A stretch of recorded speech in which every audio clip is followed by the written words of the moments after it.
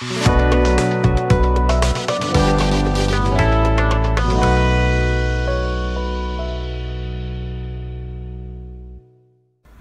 Students, welcome to science edu station. I hope आप सभी अच्छे होंगे। तो फ्रेंड्स, आज हम लोग देखने वाले हैं क्लास 9 साइंस के चैप्टर 1 के एक्सरसाइज क्वेश्चंस को। Okay, so let's start. तो जैसा कि यहाँ पे आप देख रहे हो, ये फर्स्ट क्वेश्चन है, convert the following temperatures to the Celsius scale. And second question is, convert the following temperatures to the Kelvin scale. Okay?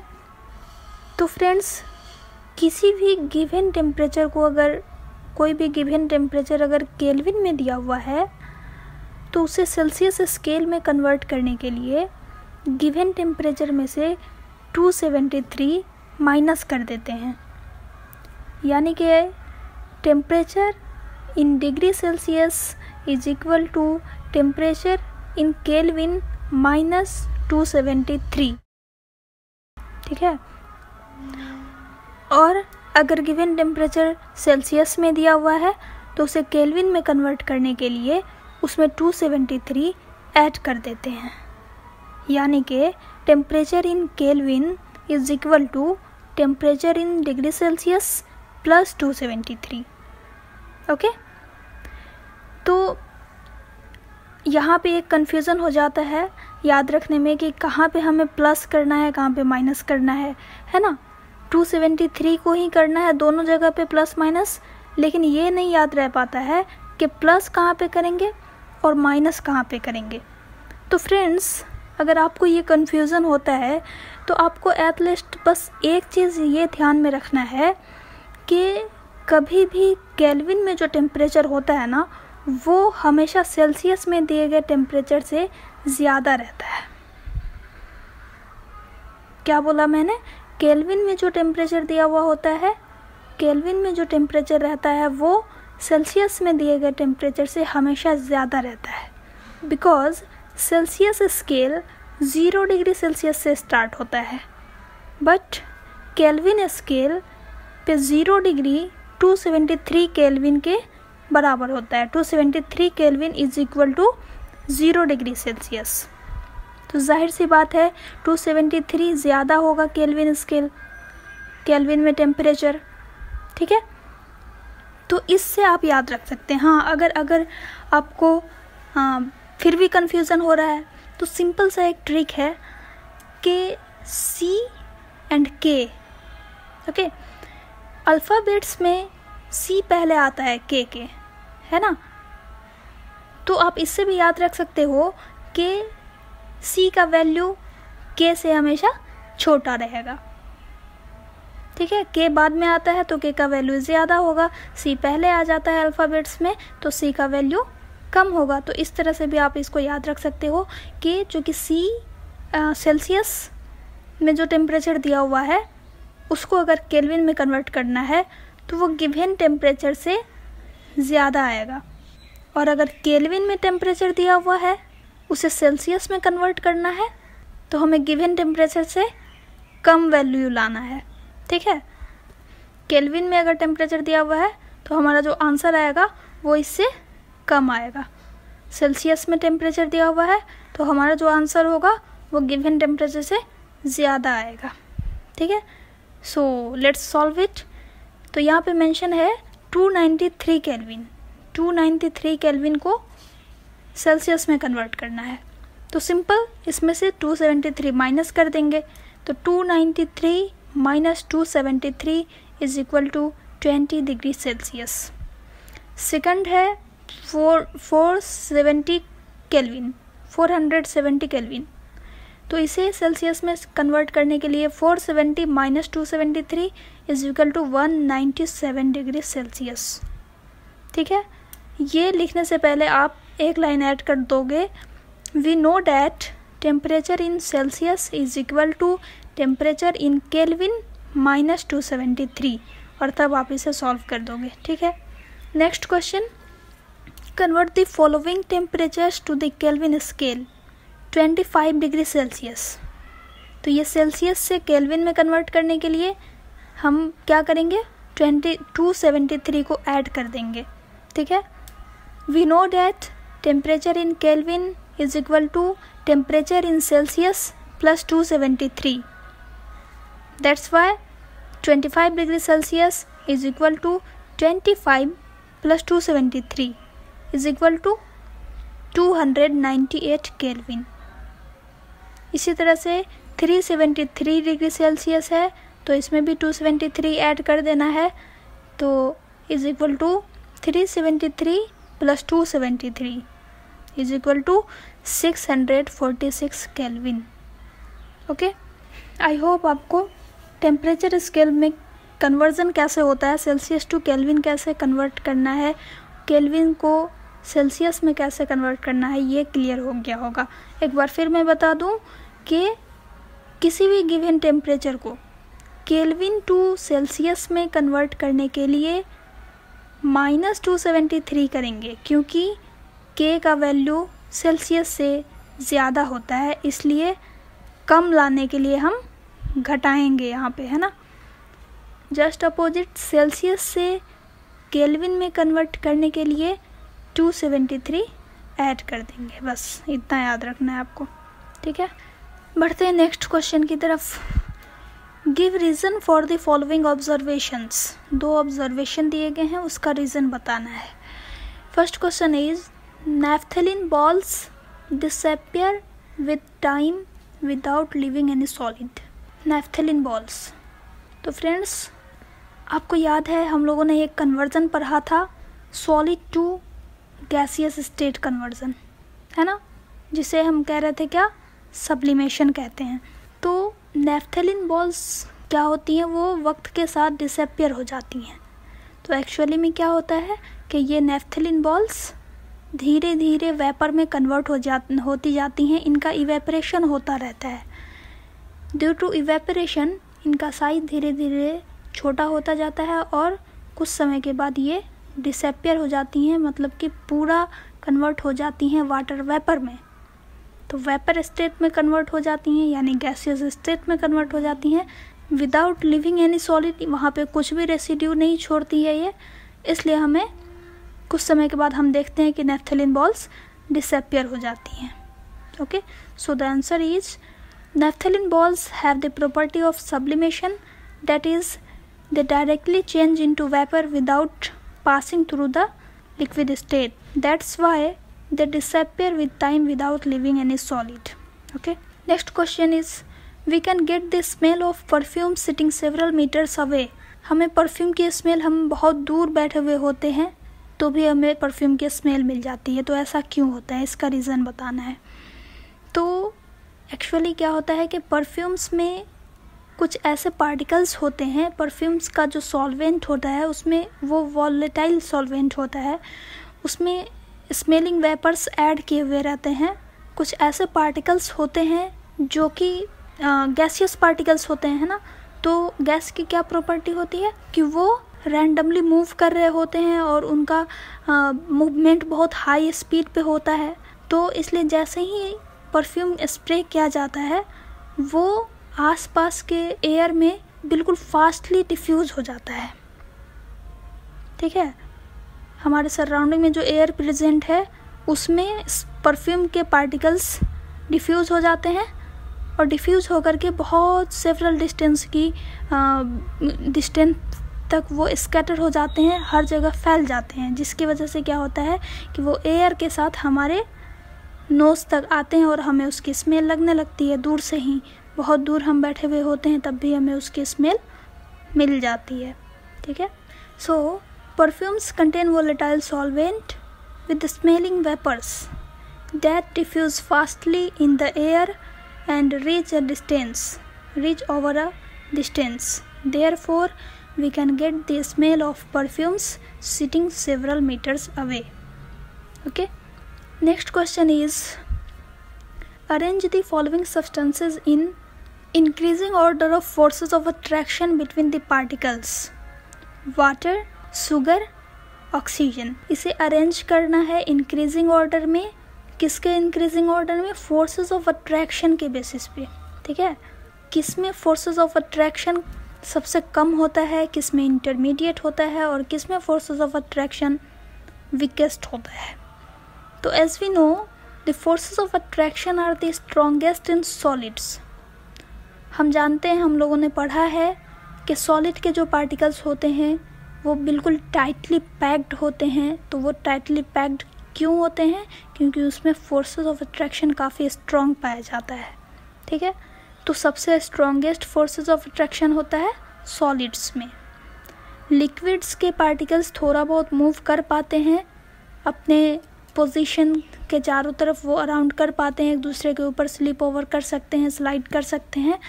तो उसमें थोड़ा सा स्पेस पाया जाता है लिक्विड के पार्टिकल्स में, यानी कि फोर्सेस ऑफ अट्रैक्शन इंटरमीडिएट होता है।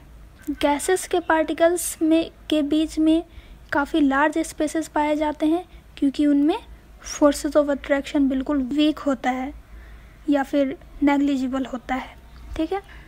तो सबसे strongest solid, intermediate in liquids and the weakest in gases. यहाँ पे ऑक्सीजन क्या है? गैस। वाटर क्या है? लिक्विड है। एंड शुगर सॉलिड है। तो इंक्रीजिंग ऑर्डर में लिखना है तो पहले वीक टू हाई की तरफ जाएंगे, है ना। इंक्रीजिंग ऑर्डर में लिखने के लिए वीक टू स्ट्रॉन्ग की तरफ जाएंगे, और डिक्रीजिंग ऑर्डर पूछेगा तो हाई टू लो की तरफ जाते हैं, स्ट्रॉन्ग से वीक की तरफ जाएंगे, है ना। तो यहाँ पे इंक्रीजिंग ऑर्डर है तो इसलिए सबसे पहले सबसे जो वीकेस्ट फोर्सेस ऑफ अट्रैक्शन किस में पाया जाता है? गैसेस में। तो सबसे पहले क्या होगा? ऑक्सीजन। इंटरमीडिएट किस में होता है? लिक्विड में। तो ऑक्सीजन के बाद वाटर होगा। स्ट्रॉन्गेस्ट होता है सॉलिड में, तो वाटर के बाद क्या होगा? Sugar. So the arrangement is oxygen, water, sugar. Okay. Next question is what is the physical state of water at 25 degree Celsius, 0 degree Celsius, 100 degree Celsius. 25 degree Celsius हम जानते हैं ये रूम का टेम्परेचर है ना। ये नॉर्मल रूम टेम्परेचर होता है 25 डिग्री सेल्सियस। इस पे वाटर किस स्टेट में होगा? तो फ्रेंड्स हम सभी को पता है कि वाटर का जो फ्रीजिंग पॉइंट कितना होता है? 0 डिग्री सेल्सियस। और बॉइलिंग पॉइंट क्या होता है? 100 डिग्री सेल्सियस। तो ये 25 डिग्री सेल्सियस वाटर के फ्रीजिंग पॉइंट और बॉइलिंग पॉइंट के बीच का टेम्परेचर है ना। तो फ्रीजिंग पॉइंट पे क्या होता है? वाटर फ्रीज होना स्टार्ट हो जाता है, सॉलिड स्टेट में कन्वर्ट होना स्टार्ट हो जाता है, ठीक है। तो 0 डिग्री पे ये सॉलिड भी होता है और लिक्विड भी होता है। 100 डिग्री सेल्सियस पे बॉयल होना स्टार्ट होता है, तो यहाँ पे इस 100 डिग्री सेल्सियस पे ये लिक्विड स्टेट में भी पाया जाएगा और गैसियस स्टेट में भी पाया जाएगा। लेकिन ये 25 डिग्री बीच का टेम्परेचर है, तो इस टेम्परेचर पे वाटर लिक्विड स्टेट में होगा, ठीक है। तो at 25 degree Celsius the physical state of water is liquid because it is the temperature between freezing and boiling point of water. At 0 degree Celsius the water is at its freezing point. 0 degree freezing point है water का, है ना। तो इस पे water या तो liquid state में भी हो सकता है या सॉलिड स्टेट में भी होगा। तो फिजिकल स्टेट वाटर का सॉलिड भी हो सकता है और लिक्विड भी होगा, दोनों होगा। Okay. So at 0 degree Celsius the physical state of water will be both solid and liquid because 0 degree is its freezing point. 0 degree Celsius is its freezing point. Third है 100 degree Celsius. 100 degree Celsius water का boiling point होता है। इस पे water vapour में convert होना start होता है, ठीक है। पूरी तरह से कन्वर्ट नहीं होता है, उसी वक्त वो स्टार्ट होता है। और वाटर वेपर से वाटर में कन्वर्जन भी 100 डिग्री सेल्सियस पर ही होता है। वाटर टू वाटर वेपर में कन्वर्जन भी 100 डिग्री सेल्सियस पे होता है। वाटर वेपर से वाटर में कन्वर्जन भी 100 डिग्री सेल्सियस पे ही होता है, यानी कंडेंसेशन भी 100 डिग्री सेल्सियस पे होता है, वेपराइजेशन भी 100 डिग्री सेल्सियस पे होता है। इसलिए 100 डिग्री सेल्सियस पे वाटर गैसियस स्टेट में भी होगा और लिक्विड स्टेट में भी होगा। So at 100 degree Celsius the water is at its boiling point, hence the physical state of water will be both liquid and gaseous state. Okay, next question, give 2 reasons to justify water at room temperature is a liquid. Room temperature पे water liquid state में क्यों होता है, इसका 2 reason बताना है। So water at room temperature is a liquid because water starts freezing at 0 degree Celsius, that is below the room temperature. तो ये रूम टेम्परेचर पे लिक्विड स्टेट में होता है। क्यों होता है? रूम टेम्परेचर का क्या मतलब है? 25 डिग्री सेल्सियस। तो 25 डिग्री सेल्सियस ये इसके फ्रीजिंग पॉइंट से ज़्यादा का टेम्परेचर है और बॉइलिंग पॉइंट से नीचे का टेम्परेचर है। ठीक है, तो ये सॉलिड स्टेट में नहीं होगा और ये लिक्विड गैसियस स्टेट में भी नहीं होगा, है ना। तो ये लिक्विड स्टेट में होता है। तो एक रीज़न तो इसका ये हो जाएगा कि water starts freezing at 0 degree Celsius, that is below the room temperature, and starts boiling at 100 degree Celsius, that is above the room temperature.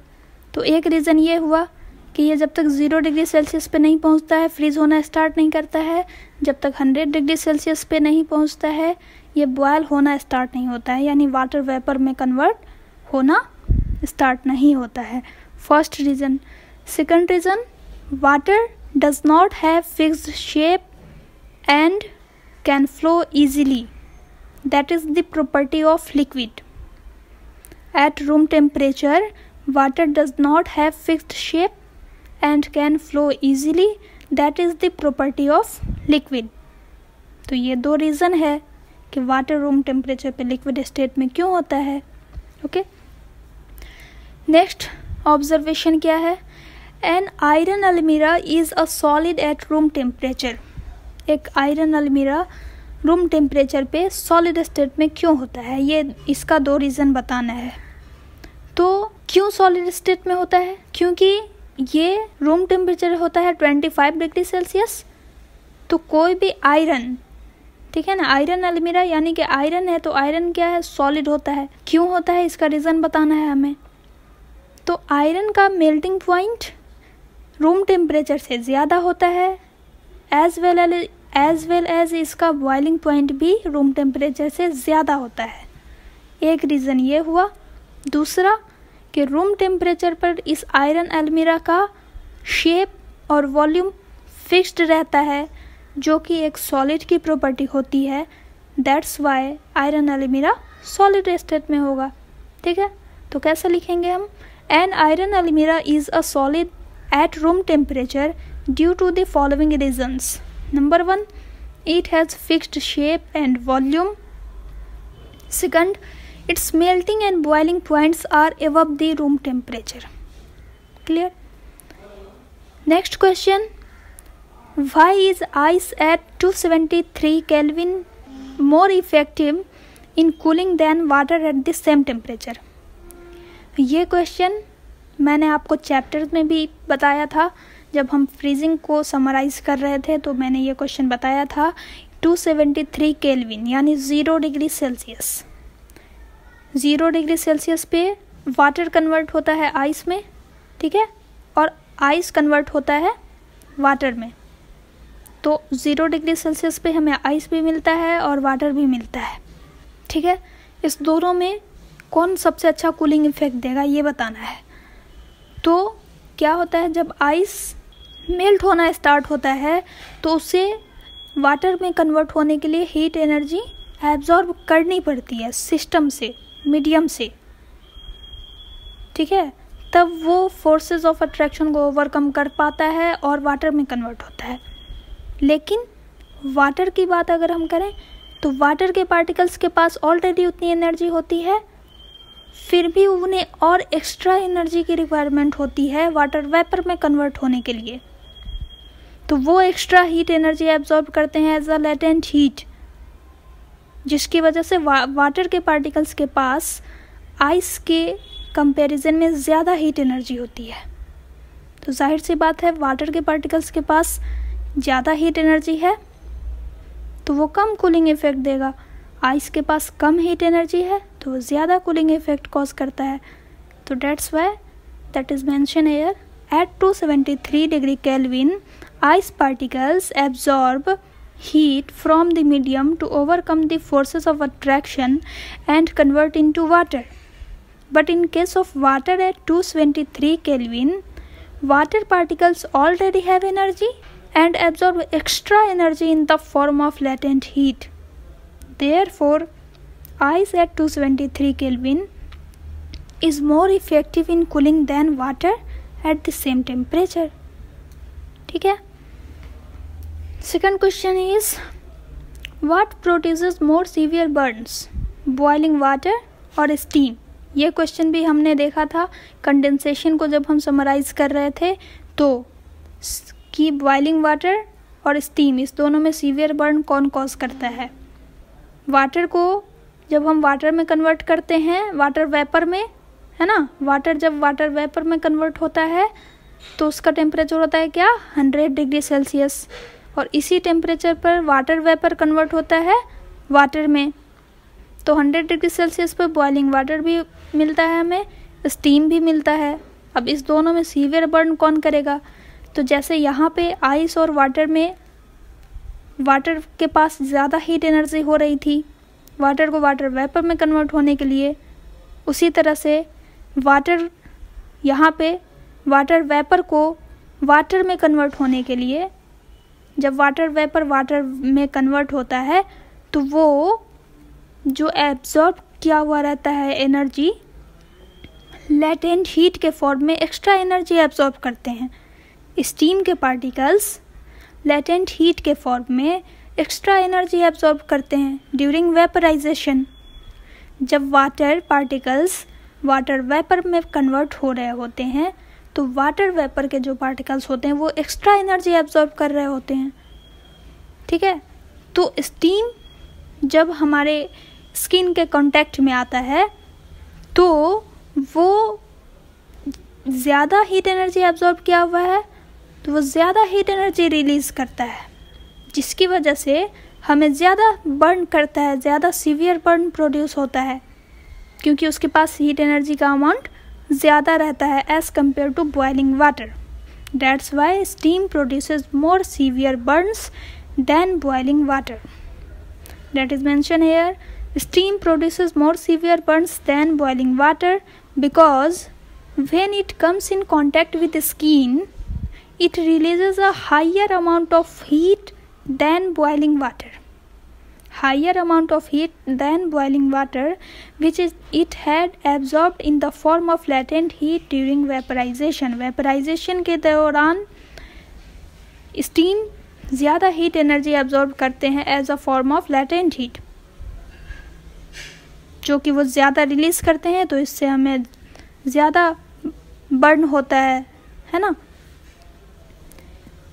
9th and last question है, name A, B, C, D, E and F in the following diagram showing change in its state. State conversion का एक diagram यहाँ पे दिया गया है। इसमें आपको एरो देख करके बताना है कि ABCD मेंशन किया हुआ है तो वहाँ पे कौन सा प्रोसेस हो रहा है, उस प्रोसेस का नाम बताना है इंटर कन्वर्जन। ठीक है, सॉलिड, लिक्विड, गैस।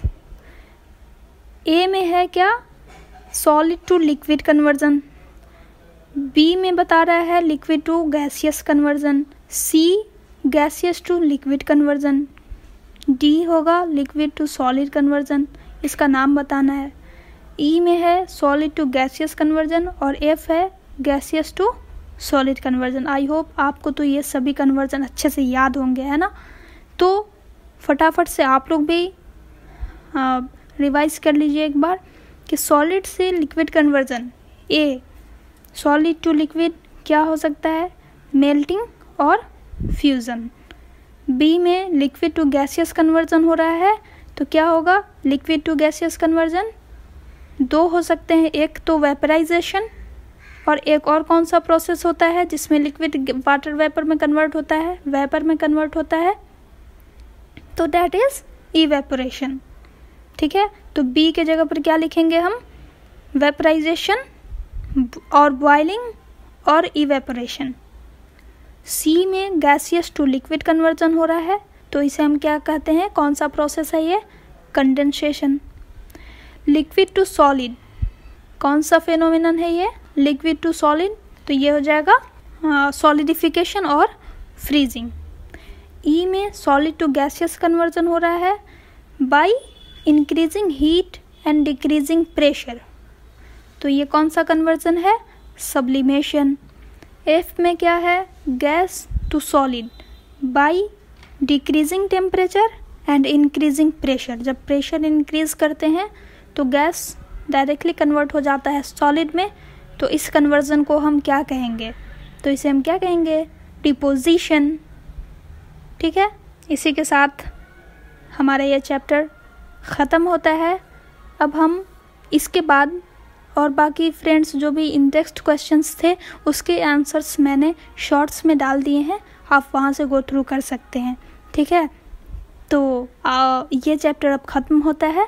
अब हम इसके बाद स्टार्ट करेंगे चैप्टर 5, ओके, जो कि एक बायोलॉजी का पोर्शन है, बायोलॉजी का चैप्टर है, तो अब हम वो स्टार्ट करेंगे। ओके, सो फ्रेंड्स इस वीडियो में बस इतना ही, मिलते हैं नेक्स्ट वीडियो में। Okay, so thank you every.